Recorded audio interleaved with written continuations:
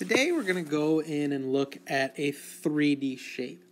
Now last week we looked at a 2D shape, which are flat, so they only had length and width. Today we're going to be adding a third dimension and looking at how that changes our shapes. And that third dimension is height. Now over here you see a cube. Now this cube, we're going to look at the different attributes that come with a 3D shape. Because in our 2D shapes we had angles, we had sides, and we had vertices or vertex. Well, we kind of have the same things, but they're just named a little bit differently. So instead of sides, a 3D shape has edges. But if you think about it, it's just like a side. It's these flat spaces along the edge, which is why they're called edges. Now, because they are 3D, they have what is called a face. And a face is the flat part that we see here. Now, on a cube, the face is a square. Just like in our 2D shapes, there's the vertices, which are the points or the corners that you see here. And finally, there's the base. The base is just another face, but it is what the shape sits on. It's the bottom part.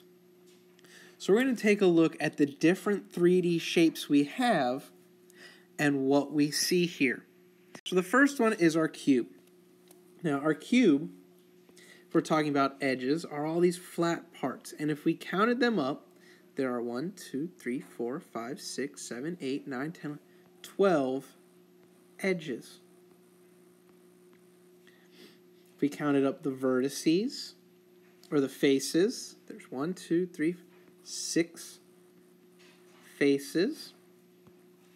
1, 2, 3, 4, 5, 6, 8 vertices.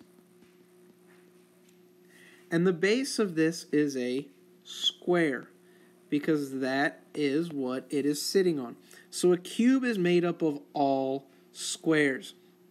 It is the only shape that is made up of all squares. Here's what we call a prism. Now prisms are interesting because prism bases, if we look here, this one's a square, this one's a triangle, can be any shape. Square, triangle, pentagon, hexagon, they can be any shape. The rest of their faces are rectangles. So if we count up the faces, there's 1, 2, 3, 4, 5 faces on a triangle, 1, 2, 3, 4, 6 on a square. So these ones are going to change the number of edges and the number of faces depending on what the base is. So the base here is a triangle. The base here is a square. And you'll notice that there's one on each side. So there's really 2 triangles and 2 squares with a prism, which is what makes it different from a pyramid. So a pyramid, again, can have any shape on its base it wants. This is a square. It could have a triangle, a pentagon, whatever you want it. But the thing about a pyramid is up at the top, it comes to a point. Pyramids come to the point. You can think about the Great Pyramids out in Egypt. Those are pyramids. Now, some shapes have a circle for their base. You see, circle, circle. This is called a cylinder. A cylinder has the top and bottom with a circle. And then that one in the middle, if we were to cut it out, it would actually be a rectangle. So this we can kind of think of as a can. Now, a cone is kind of like a pyramid in that it comes to a point, but its face or its base is a circle. You kind of think like an ice cream cone. Now our last 3D shape is a sphere.